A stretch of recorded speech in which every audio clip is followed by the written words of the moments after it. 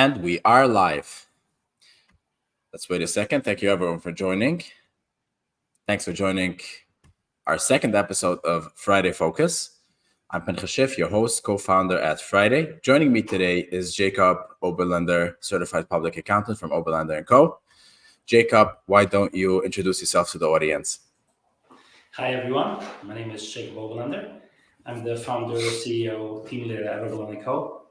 I have been doing accounting since as long as I can remember.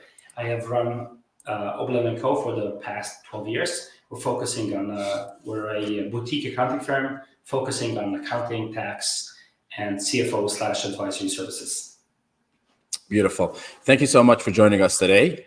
We're diving into a very interesting concept. It's year end and dealing with accountants a lot, especially being a lot involved in the accountant community. I've seen throughout the years a lot of different strategies that accountants implement. And obviously there's the proactive approach where accountants come in and not at the end of the year, they start January focusing on the future. But at least now when it comes year end, most of our audience is small business owners, and I'm sure you have a good accountant, but there's sometimes concepts that get forgotten. People overlook certain things. So today we're going to dive in on 5 very unique concepts, how people save money on taxes. Jacob, first take. I've seen a ton of tax saving tips, and I know you probably want to give a disclaimer to the audience. So let's go right into that. What I would say is my disclaimer would be whatever we're discussing now is for informational purposes only. Whatever we're going to do, we're going to try to give you simple examples. These are stuff that you can implement, easy to understand, but still I would encourage you to consult with your accountant. And what you need to understand, whatever we're going to discuss today is perfectly legal, 100% legal. You need to understand the difference between tax evasion and tax avoidance. Tax evasion is illegal. That's when you commit a crime. Tax avoidance is perfectly legal.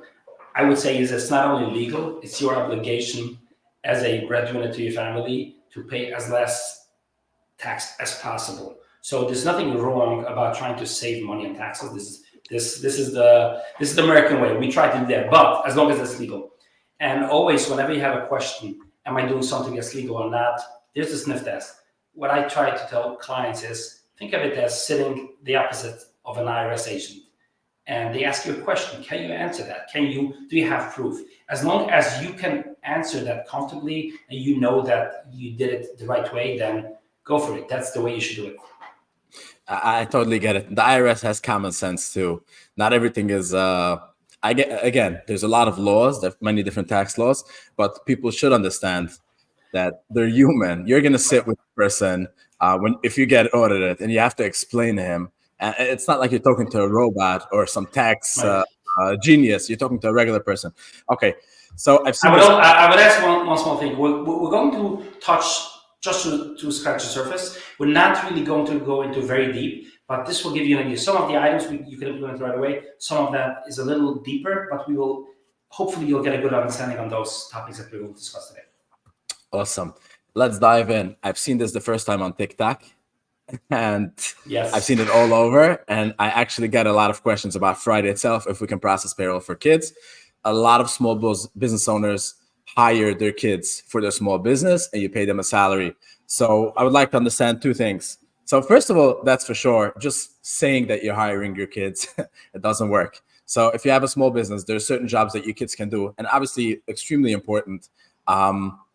My son, I try to educate him as much as possible, bringing him into real life business. Again, we're in the tech space. It's really hard. But if you can bring in your kids into your business and build it up as a family business, if you want to leave a real legacy, it's time to start when they're young. So hiring kids, how does it work? And obviously there's a couple of questions that I have on this. It is perfectly legal, although they're underage. Give me a little bit the details, the context, how it works. Yeah, so you mentioned TikTok. So normally you should not get your advice from TikTok. This is actually a rare exception where the concept is correct that you could hire your kids, and we're going to discuss it now. But there's a lot of details involved. In practicality, it doesn't really happen that often, but it does. We have set up clients that hire their children. So let's discuss the topic. So I'm going to use a an example. Let's think you have a daughter, she's 15 years old, and you want to hire her, you want to learn, teach her, like I said before, teach her ethics, how to work properly. She has a lot of extracurricular activity that she wants to do. A lot of kids have banking lessons, dancing lessons. They want to spend money. You would want to give them pocket money. You want to teach them work ethics, and of course, you want to save on taxes. Can you do that? The answer is yes. You can do it 100% legally, as long as your child works for you. So your daughter, in this example, your 15-year-old daughter, she comes to your office every day after school. She does, she stuffs envelopes. She cleans the office. I have seen some young adults, older children, doing the light bookkeeping, invoicing, making some phone calls. So that's 100% legal, and you can do that. Now, how does that work? The way the tax code is set up, there's a concept of a standard deduction and an itemized deduction. Remember that for later. We're going to come back to that. A standard deduction for a child is $13,850 for 2024. What does that mean? That means that your first $13,850 is tax-free. You're not going to pay a penny on taxes on that. If your child files a tax return, they can file it legitimately. They put it, they get a W-2 from you, they file a tax, they're not going to pay a penny of income tax. Best of all, not only are they not going to pay any income tax, they're not going to pay any Social Security. If you look at your pay stub, there is income tax, there is Social Security, Medicare. Per the IRS, as long as your child is below the age of 18, they're not going to pay none of that, no Social Security, no Medicare. The way their pay stub will look, there will just be a gross number. As long as it's below, their W-2 will look just a gross number, as long as it is below $30,850. Now, so your child works for you. They're getting their paycheck. You're getting a 100% legitimate tax deduction for that. That's beautiful. That's the way it works. So let's assume that you're in a 25% bracket. On that $13,850, you're saving, on every dollar, you're saving 25%, right? In this example. So this is a beautiful way to help you save on taxes and help your child save on piano lessons or whatever they want. Now, why doesn't it? So this is actually perfectly legal. I'll just say that in reality, there is a cost involved for setting it up. So let's be realistic. You have to set up on payroll. They're going to get a check. You have to keep a log. You have to keep time. You want to set up regularly. You want to be able to what we call audit prove it, right? They're coming in. They're doing the work. They're doing some extra work, and so you have to set up payroll. And so there's accounting payroll cost involved. So it's not always cost effective. Can I do it? It's not always cost effective. It's not always the savings, but oftentimes it does. Got it. So is there a limit to how many kids you can hire? There's no limit how many kids you can hire, meaning you can hire as many kids as well, as long as it's legitimate. Meaning to say it makes no sense for you to say if you are a one-person office and you're saying I'm hiring 4 kids, it makes no sense, right? It just you have to be able to prove it and substantiate it. What I was saying again, if it does make sense and you'll be able to prove it, go for it. Right. What I would say is there's a question about age. So per the IRS, you can do it up to the age of 18. Now, how young can they be? There aren't specific guidance how young your kids could be. Typically, what we have seen is people hiring their kids much above the age of 12. There has been a court case where the IRS definitely disallowed under the age of 7. There's not a specific age. As long as you're hiring your kids for a job that makes sense for their age and it sounds right. The other thing that we have to remember is that there are labor laws. You can't just say I'm hiring my kids to, if you have a fireworks shop, obviously it makes no sense. If you have a auto mechanic shop, you're not going to hire your 10-year-old child. That's child labor. Right. So you have to obviously comply. You cannot hire your child. When it comes to child labor law, you can easily find online what the rules are. Typically, the federal guidance will always be a little bit more lax than the state, especially if you live New York, New Jersey, some states. Their rules will be way more stringent than the IRS. So you have to check your state labor laws as well if you can hire a child. And it has to make sense that the child actually does that job.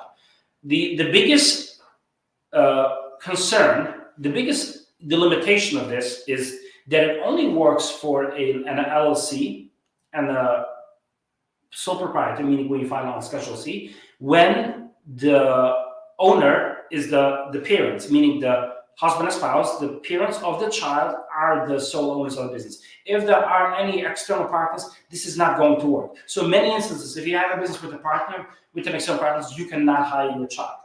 And it does not work for an S corporation. Many of our clients, many small business clients, they will actually work as an S corporation, so it doesn't work. Now, luckily, I have a workaround for you. The workaround is if you hire your employees through let's call it a staffing agency. Now, if you create a staffing agency, which is an LLC owned by you and your spouse, and they work for that agency, that should work. But that's a workaround, which should work. But again, this is adding a layer, and it doesn't always, it's not always right. It has to make sense. So you have to discuss with your accountant if it's right for you. But that is a workaround. The same workaround might be, I'm saying might be, when you have grandchildren. What happens if you want to hire your niece and nephew? Can you hire them? No, you cannot hire them unless if it's through a staffing agency that's owned by their parents. Got it. That's interesting. Let me ask you a question. In general, when it comes to tax savings, a lot of people spend money on their business account just to avoid taxes, which is one of the stupidest things. In general, if you don't need it, then you're not saving money because you're spending an additional 80% or whatever on top of that money. So my question to you is like this. When you utilize it, meaning for parents who want to utilize this, are they allowed to put away the money for the kids? Meaning, I'll pay you $13,000, whatever the number is, a year, but I'm putting it into a savings account, an investing account, a college fund. Is that allowed? Or you actually need to give the money to your kids and they spend it whatever they want? But because for me personally, I would rather save the money and pay taxes on it than getting it to waste. Right. So the money is your child's money. That, first of all, I would say is definitely there should be a separate bank account. There actually should be a bank account it's called a custodian account. Most banks will give you the option when you go to your bank, you tell them, I want to open a custodian account for your child, and that's the way it works. Now, the money can be spent for activity that you would normally spend on your child. We're not talking about tuition. Tuition is because that's your responsibility. We're talking about extra activity that, let's call it money that will otherwise be pocket money for your children. Now, there is a big, if you couple this approach of paying your children and then saving the money, that's actually very beneficial. You can open an investment. You can use the money to invest. More than that, ideally, you can open a Roth IRA. Now, a Roth IRA, which we'll discuss a little bit, we'll come back to it a little bit later. A Roth IRA is you put away money in investments and stocks. Let's say you put away, your child earned $13,000. They're putting away the money, they're saving it for retirement, and they're not paying any taxes on it now because they're below the $13,850 limit. The proceeds, if this $13,000, what do you think your 10-year-old child, when they reach retirement age, what do you think the $13,000 will be worth? I don't know. Gotta take a calculator, but a lot of money. A lot of money. They will get that money tax-free. They're not going to pay a penny on taxes on the capital gains. Why? Because it's a Roth IRA. So you can see this is a very good approach to take. You put away $10,000 now, you save for retirement age, you're going to get X amount of money and pay no taxes on it. So it is definitely a very good approach. Again, not everyone is ready to save money for tax, save away, have your kids. Not every child is ready to save money, but it's definitely a good approach to say this as a type of investment. Got it. Very, very unique. I guess investing for your kids, and especially a wedding fund or anything that they will want to buy and spend later on. Right. A wedding fund will not be tax exempt. The only thing that will be tax exempt is going to be a Roth IRA. A Roth IRA. It's definitely the only two. If we, as finishing covering this topic, the only thing that I would add is workers' comp. Just like you understand that you have a workers' comp obligation for your employees, you will have the same workers' comp. Your children will have to be covered under your workers' compensation policy. And understand when we discuss filing that you're exempt up to $30,050, that's IRS.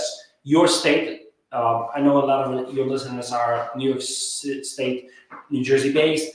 The tri-state area. So the tri-state area. So they're probably your state may have a lower limit. They might be obligated to file a state tax return, even if they're not required to file an IRS tax return. Got it. Very interesting. Okay, moving on to anything else you wanted to cover on this topic, or we're I moving to the next think one? we covered it. Yeah. Awesome. Topic number 2, obviously, is charity. For me, as a Jewish person, charity is very important, and in the Jewish community in general, goes back to the Bible. A lot of people give 10% of everything they earn to charity. But charity is a way, it's not a way to save money. It's a way to save money on taxes if you already gave charity. Otherwise, you're still spending 90% or 70% of the money. But if you're planning to give charity and you have a business, you want to set it up the correct way and make sure you benefit the most out of it. Yeah, isn't it nice that we get to give charity and we like to give charity and get a tax benefit on top of it? The government, they want to encourage people to be good citizens, right?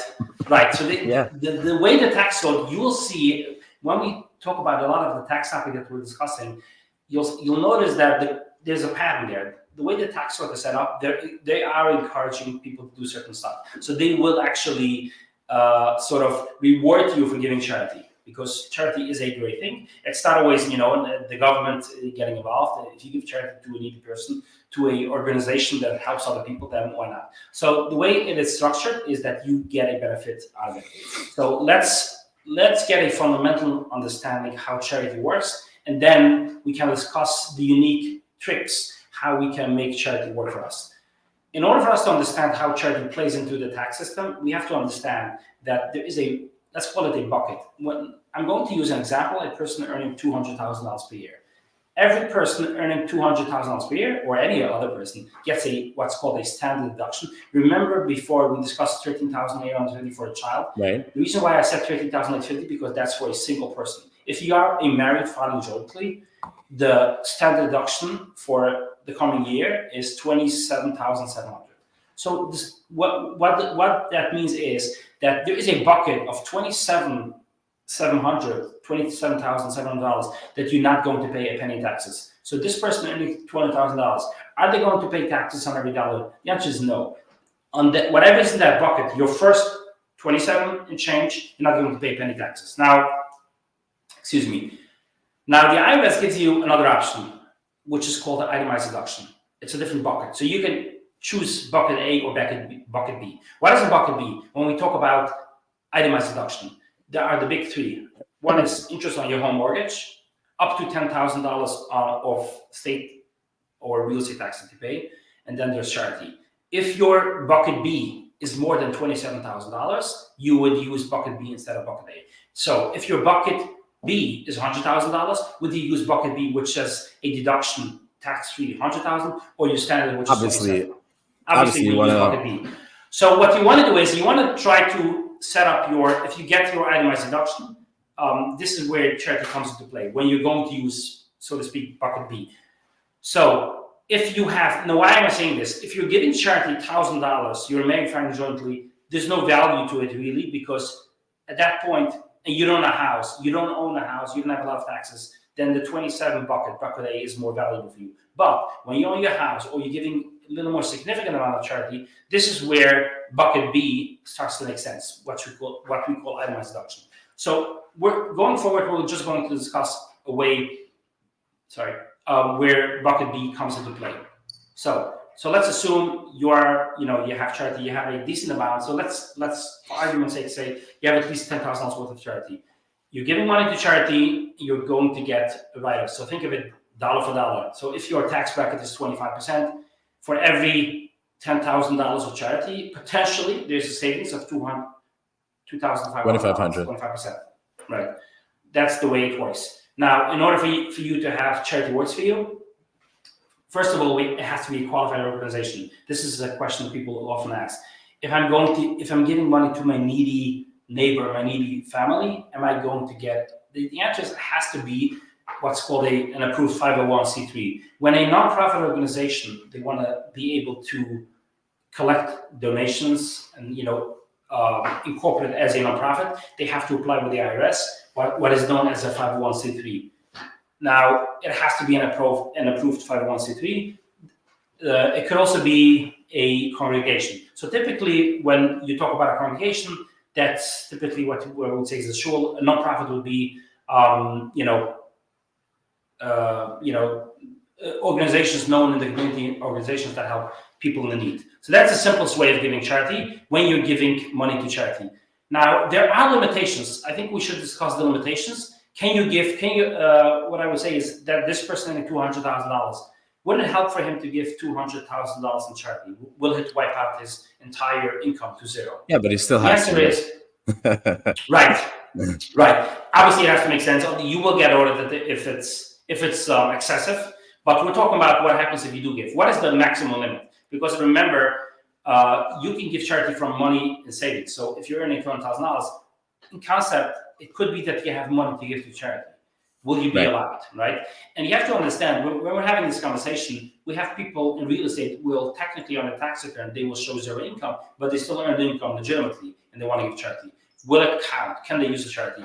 The answer is the charity limit for every year is up to 60% of AGI. To simplify it, I'm just going to call it 60% of the income. I'm oversimplifying I don't want to. AGI is the average income in the United States. Adjusted gross income. Adjustable gross income. Right. So that's what the IRS considers the income. So it's up to 60%. In other words, in this example, this person making $200,000, he can use charity up to $120,000. That would be 60%. Anything above that, you're not really using it. It's a carry forward. So oftentimes we have a person that gives charity, but for every reason they're not really utilizing it because they don't have a lot of income. Don't be afraid. You can. It creates sort of a reserved fund. Next year, when you have more income, you will get to use it then.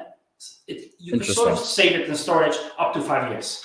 Okay. Wow, now, that's something I never know, that you can save from 1 year to the next one. Yes. Really cool. We see it a lot. So you can have a person giving charity this year and they're not using it next year. They're not giving a penny of charity, but they will be able to use it next year. The 60% limit that I mentioned to you has a few, with the IRS code, there's always nuances. So that's why you should consult. If you're giving substantial charity, you should consult with your accountant or CPA. The other limitation is if it's a private foundation. Now, typically we give charity to public foundations, public organizations. That's a 60% limit. If it's a private foundation, then it's only 30% of AGI. If you donate antiquities, fine arts, we will discuss in a minute that there's an approach how you can save taxes doing that. That will be limited to 30% of the AGI. 30%. So a lot of people I know use donor advisory funds, which basically is an umbrella organization for organizations. Is that any different than regular charity? Yeah, I'll come to. Let me just. I want to finish up with because we discussed personal. I just want to briefly mention that a C corporation. Typically, when we discuss a charity, most of the listeners are either LLCs or S corporations or individuals. That's what we covered. I'll just briefly mention that C corps can give up to 10%. The 60% limit doesn't apply to them. They have a 10% limit, only up to 10%. If it's a trust, if it's some trust. Why is that? I guess C corp is that's the rule. That's just the rule. It's considered an entity for itself. It's considered an entity for itself, right? That's the rule. Now, in general, when we talk about IRS rules, some of the IRS rules make sense. You have to understand when it comes to tax, a lot of the laws, some are rational, some are not. And people like to complain on the IRS, but in reality, it's not the IRS making the rules, it's Congress making rules. The IRS is sort of the enforcer. They're like the policemen enforcing the law. So when the Congress decides they want to do something, they can do whatever they want, the IRS has to enforce it. So that's just the way it's designed in the code. We can try to rationalize it, but that's the way it is. For a C Corp, it's going to be 10%, period, on the corporation level. When it's a trust, some trust, that's actually a great approach. Certain trusts will be treated as personal. Certain trusts they can give charity up to 100%. But I'm not going to go into that. That's a little advanced, so we're not going to go into that. Now, let's go back to the donor advised funds, or sometimes you'll see it listed as DAF. So you know it's the same thing. So what is a donor advised fund? And it's actually that we highly recommend. So a DAF is actually considered a public charity, and you can give up to 60%. There's no issue there. Now, why is that advisable? First of all, let's explain to the listeners what a DAF is. A donor advised fund is you're giving charity to an organization. It is considered at the time that you making the donation. That's the time that it is considered that you donate money to charity. Later on, so let's say I have a good deal. So let's create an example. I had a good year. I made a lot of money. I had a good sale on this project, and I want to give money. I feel generous. I feel the right thing for me to do is to give money to charity. I have $100,000. If I'm giving 10% master, I want to give away 10%. I made a profit on $1 million. I have. So what I'm doing it, but I'm not sure which charity I want to give the money to. Right. So what I'm going to do is I'm putting the money in a donor advised fund. Now later on, over the years, I can keep the money there as long as I want. And later on, what I can do is I can advise them. So that's the key word. So it's good. That's why it's called a donor advised fund. You're sort of advising them where to give the money to. So in a year from now, you become aware of an organization and you want to help out that organization. You are advising the DAF to give the money to them. So the receipt you're getting in year one, and you're getting the benefits later. Now, why is it beneficial? Number one, it simplifies the whole record keeping process. Charity, there is a requirement. So for every charity, you have to remember that for every donation above $250, you will have to keep a receipt. That's number one. Every donation, even if it's smaller than $250, you don't need the receipt, but at least you will have to prove it. Meaning you will have to be able to show on your credit card statement, on your bank statement, that you gave the money. If you give money other ways, so it becomes cumbersome to keep receipts. When we file a tax return for our clients, we would usually ask them, send us in all the receipts. And don't think the IRS is not going to audit you. They do. We have seen charity audits, right? So they will actually ask you, send me in. And we have spreadsheets of, you have to, what I will tell you is very interesting. People ask, what is the normal amount to give to charity? You have to understand that in our community, the rate of charity is way higher, way higher than the national average. If you're going to look on studies online, I think that the rate of people giving charity are 1 or 2%. The tax returns that we see are 10%, or most of them are at least 10%, and some of them are even higher, right? So when the IRS may look at it, and you want to make sure that you prepare for an audit. Using a donor advised fund is a very good tool, because if I'm going to give, or anyone is going to give $100,000 to charity, you're going to get one receipt of $100,000 per year.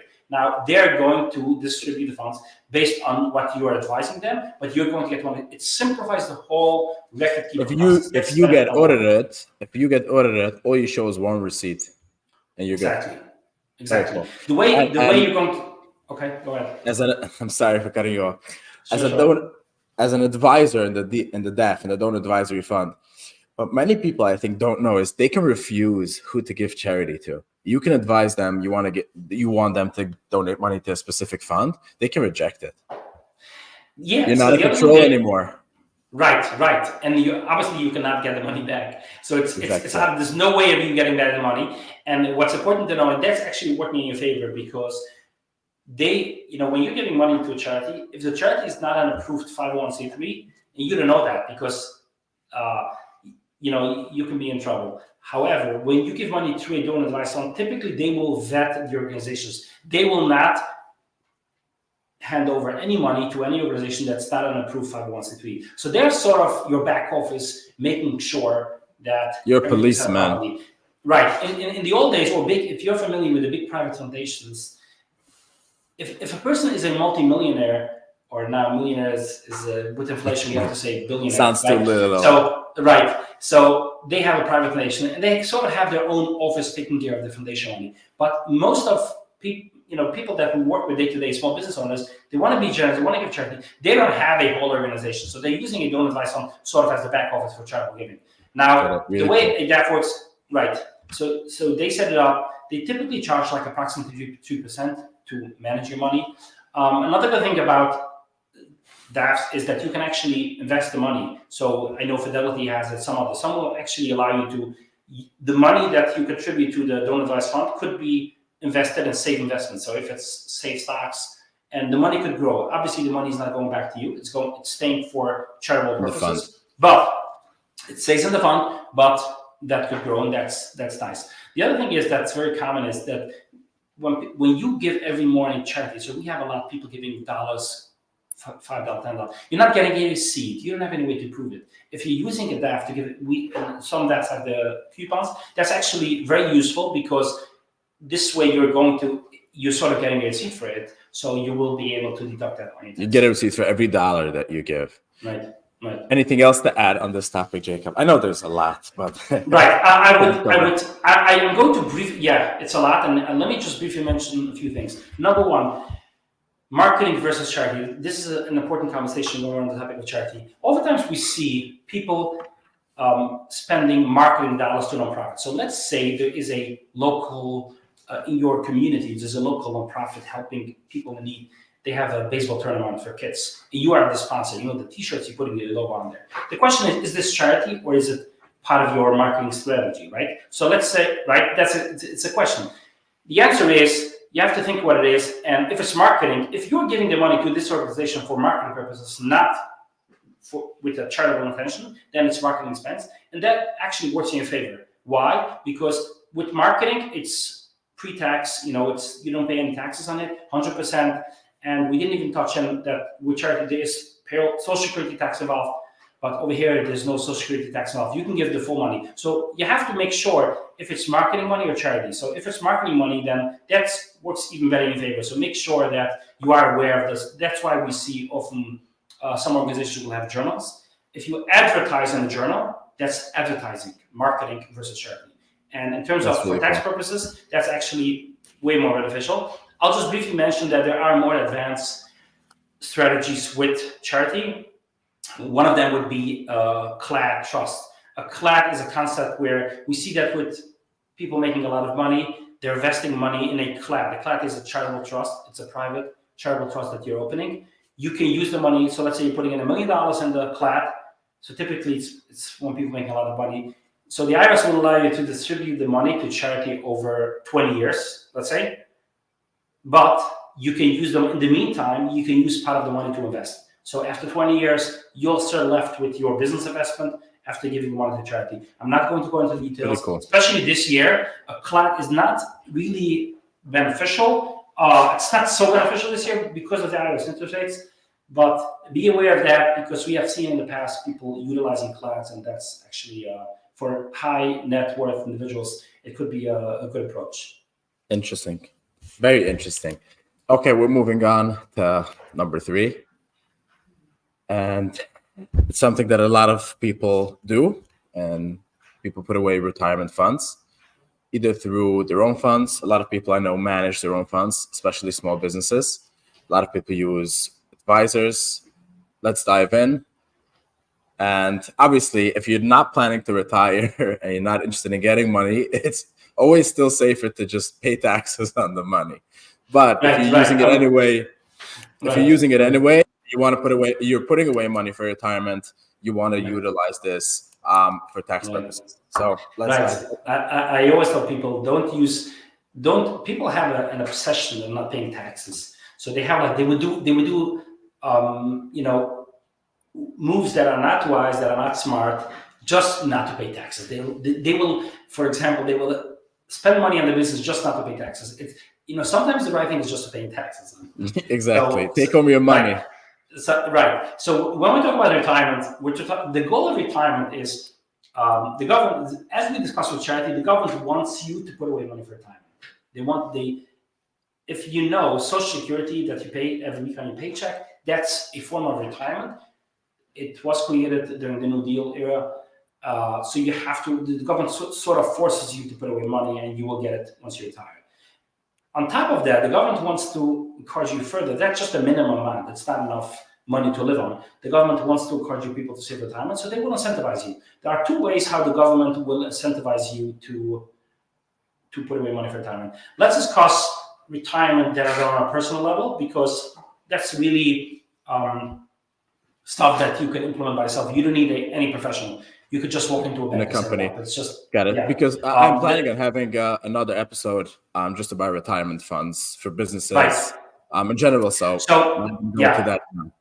Yeah. So I'm not going to go into the nitty-gritty details, but I think it is good to have a general understanding. We'll focus more on the personal level, and then we'll just briefly touch on the business level. So on the personal level, there are 2 options: IRA, what is known as a traditional IRA, and a Roth IRA.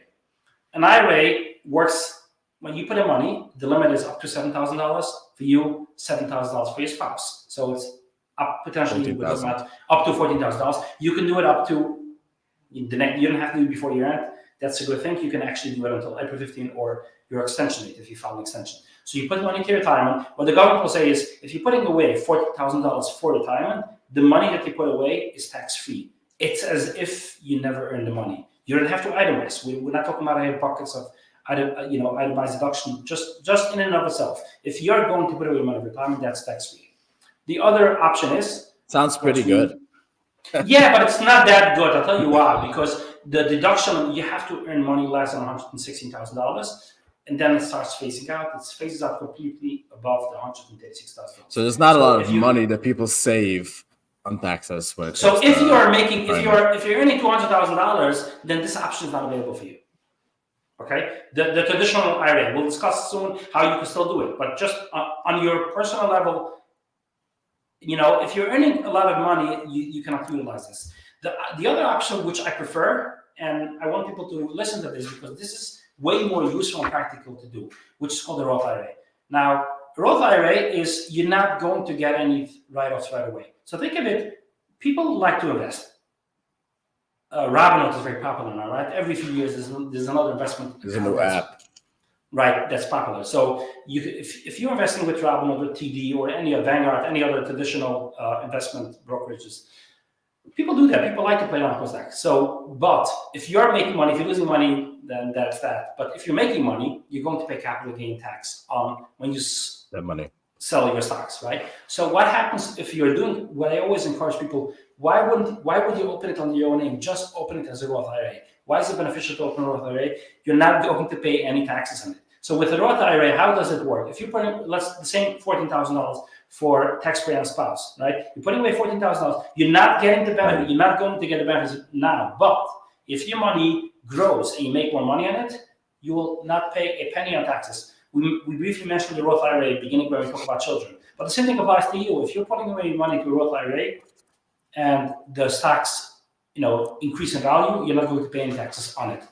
The limit for investing in a Roth IRA is way higher, which makes it more practical and more exciting. It's, I think, 218, and it phases out completely at $228,000. So you see, with the IRA, you're getting the benefit now, but not later. With the Roth IRA, you're getting the benefit later as it grows. Now, these are both, as I said, easy options. Everyone can implement it. What I would caution you is that there is it's meant to be retirement. So if you take it out before the retirement age, the earliest that you can take it out without a penalty would be 59.5 years. The age where you will be required to take out the money is 72, right? If you want to take it out early, there is a penalty, a 10% penalty. So be aware of that. There are some options to take out a loan against it. So consult with a professional about that. There are exceptions where you can take out the money early. Most notably, exception would be when you purchase a house, you can take out up to $10,000. So that's good to know about that. Now, this is all we discussed on a personal level. I think I'm just going to briefly touch how this applies to a business. In business, there are more advanced approaches how you can make retirement funds work for you. There are IRA-based ideas. There's defined contribution plans and defined benefit plans. I'll just briefly mention it. When you set up a SEP IRA, so that's an IRA, but that's on a business level, the limit that you contribute is way higher. It's simple, it's not very complex, it's easy to do. You can put up to 25% of your salary, or 20 if you're a Schedule E filer. So I want people to know this. If you're a Schedule E filer, you don't have to have a full fancy business. If you're a Schedule E filer, you're earning money, you can put away up to 20% of that. Up to I think the maximum amount is $66,000. So you can put. So when we discuss a traditional IRA on a personal level, is up to $7,000 per individual and $14,000 for married filing jointly.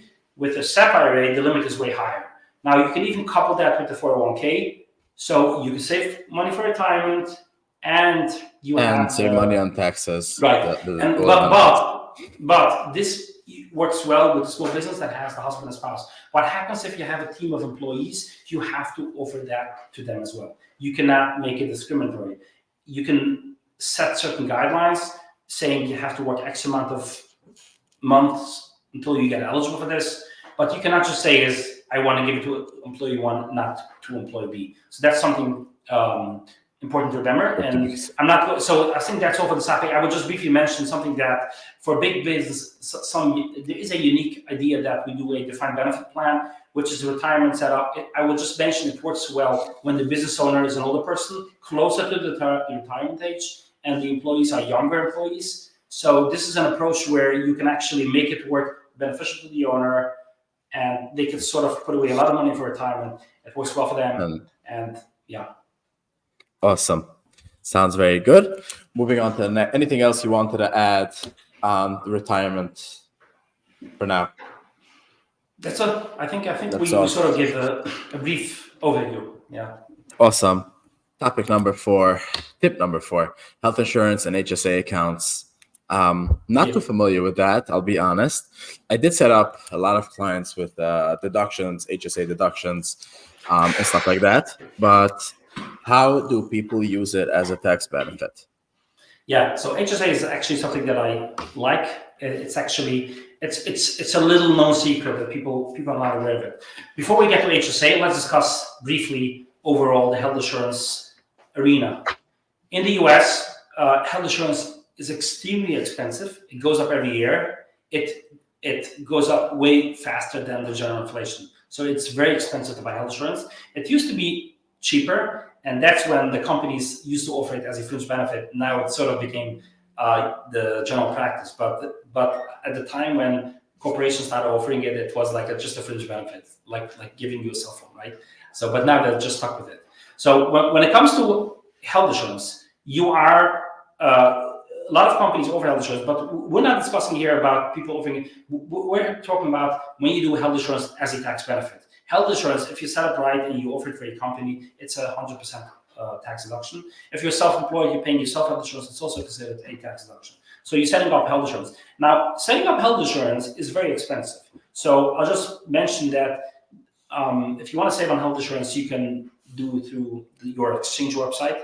The state exchange website may be cheaper for you. If you're a small business or you don't have employees. The other option for small business that have some employees and they want to save is a PEO, which is an option.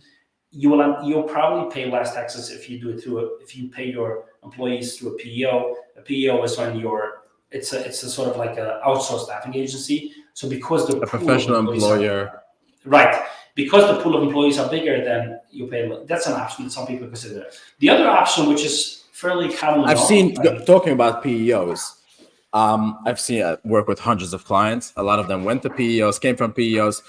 If you're planning on giving, the only way a PEO is really interesting, and again, it's my personal opinion, if you're planning on giving health insurance, even if you don't have to, and you're planning on giving it to every single employee, and you're not planning on charging them money, basically, where employees will tell you, hey, I'm not interested, you end up spending sometimes a lot of more money.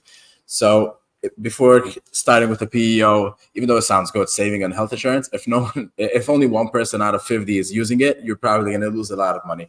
So make sure before that. Now, So when we're cutting, so now we're getting to another option, which is probably the most cost-effective and simple to do, which is a high deductible plan.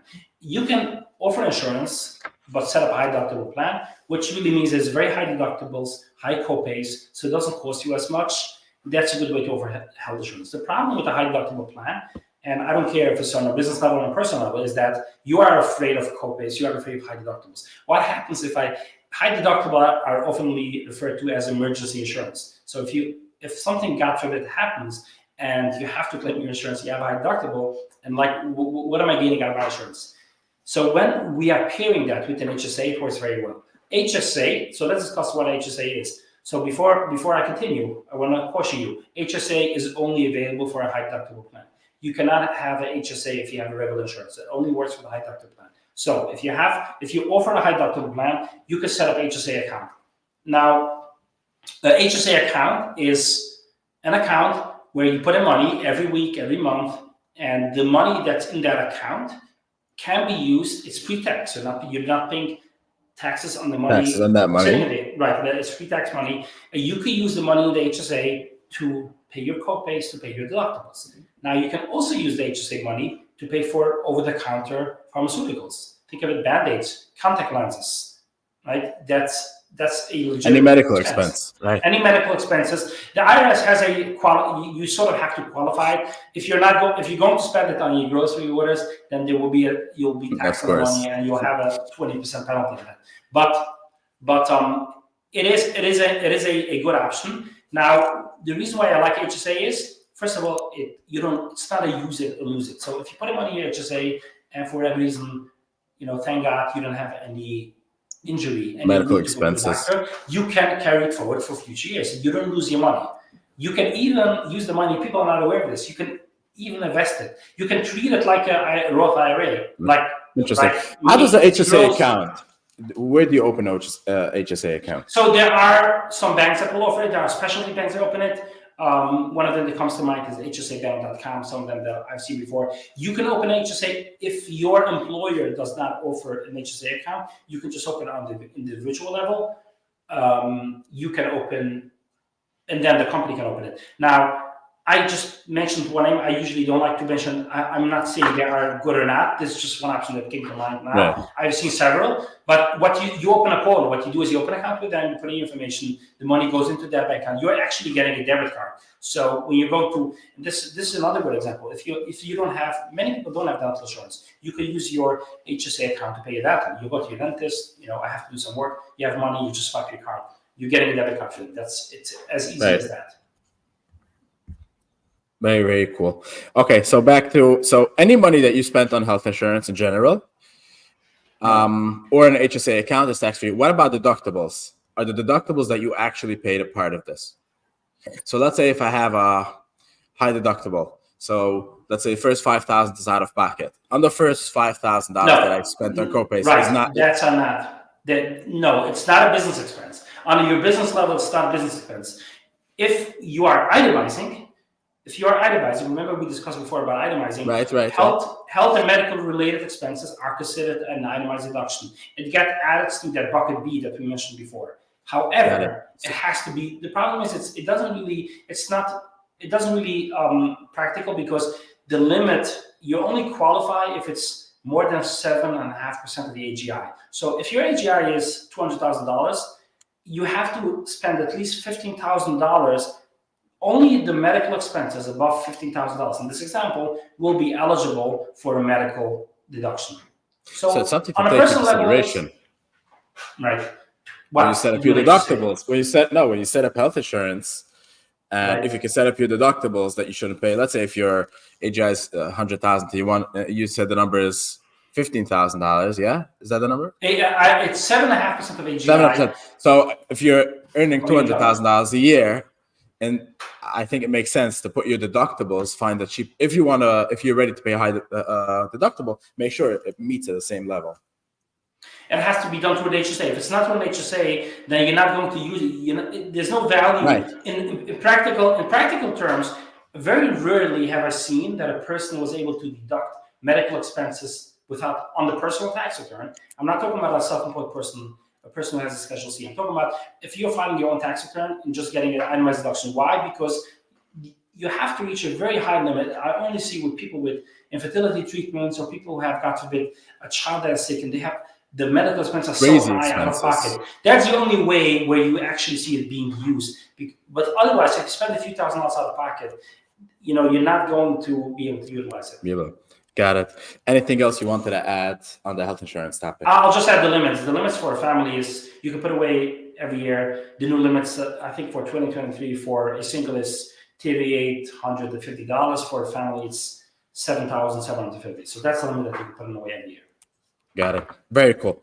Next is obviously real estate. We should have done this first, but it is very popular, very common. People have been doing this for years, including our previous president, and all presidents probably, and almost every wealthy person that I know has been utilizing this. So let's dive in. We'll give it a little bit more time, and let's see if we can cover the topic a bit. Yeah. So I don't think we can have a full session on real estate. So we will not have it. So real estate. We all know people in real estate that are not paying any taxes, like you said, the previous president. Now, how does that work? How is it possible for a person in real estate not to pay any taxes? If a person has real estate as their full-time job, normally at the beginning, they might not pay a penny of taxes. Why is that? Because let's say you have a property, and let's assume that your cash flow, your net cash flow, so you have rental income and you have expenses, your net cash flow is $10,000. So you would think on this property, you will pay taxes on the $10,000 profit. The answer is probably, most likely, you're not going to. Why? Because there is depreciation and amortization expense. Depreciation is when the property decreases in value, and the IRS will allow you to take a loss every year on that.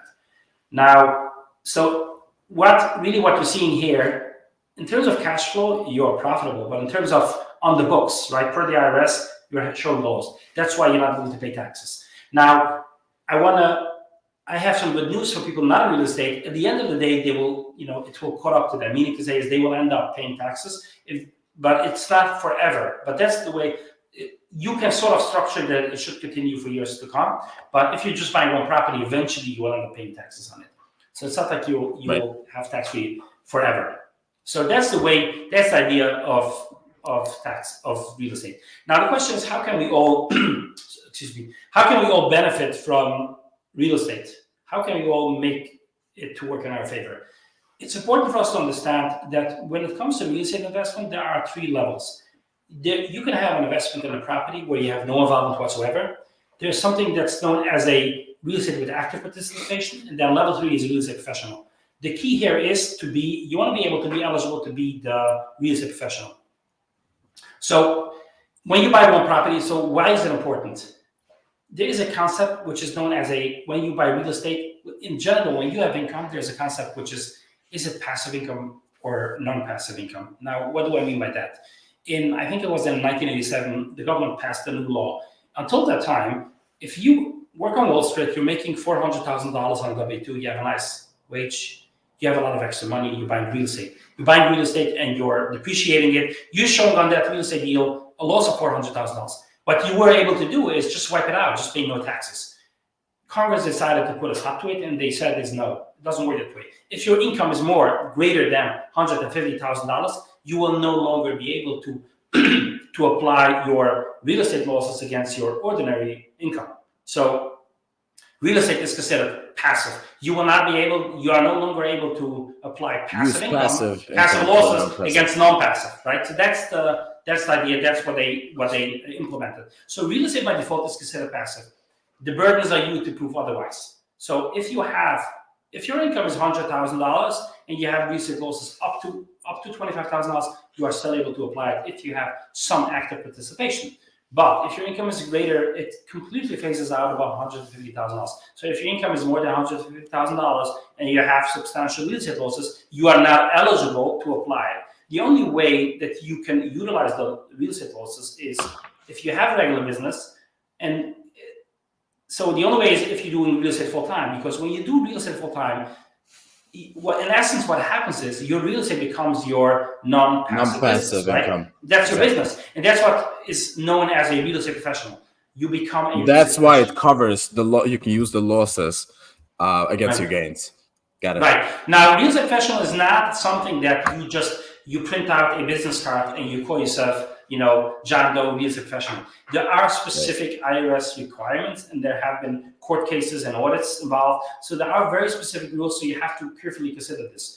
A real estate professional is an actual election that you're making with the IRS.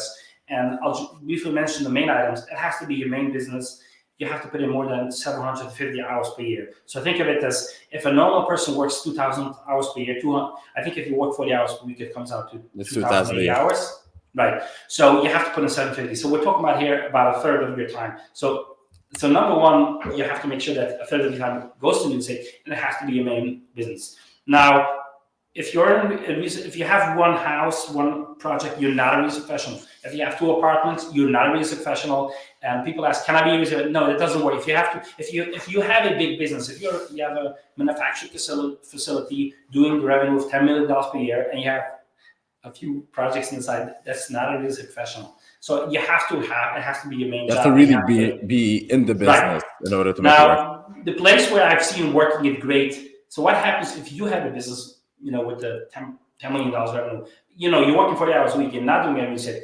Is there a way to utilize real estate? The answer is no. But what we have seen is what happens if your spouse is a real estate professional. So you have one taxpayer who is actively involved in a business, the spouse solely works in real estate. So taxpayer one, business, which is obviously non-passive. Taxpayer two works Massive.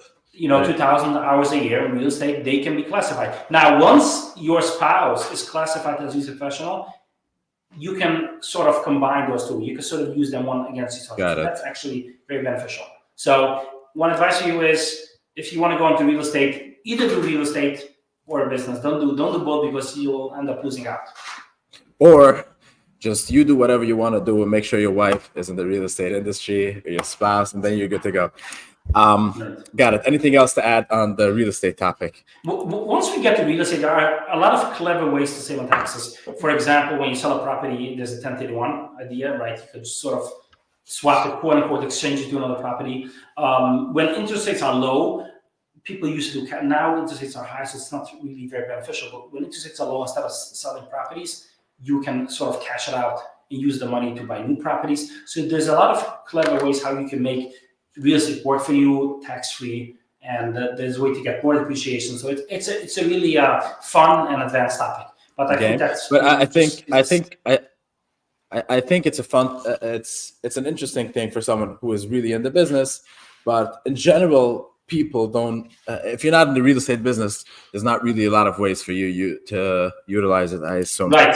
And again, what we mentioned before, don't just buy real estate for the sake of not paying taxes. That shouldn't be your main focus.